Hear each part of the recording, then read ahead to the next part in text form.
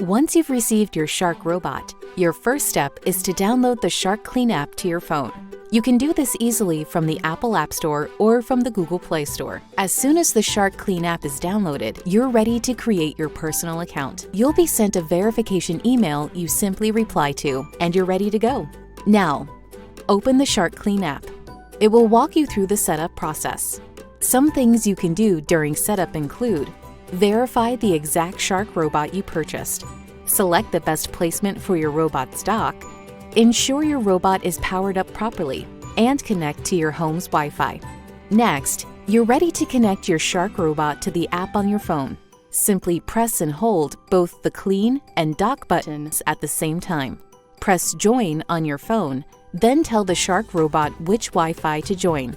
This should be the same Wi-Fi you connected your app to. And that's it. Now you can complete the Explore run, set cleaning schedules, and control your Shark robot right from your phone. If you need extra support with any of the features or the product, please check out the support section in the Shark Clean app.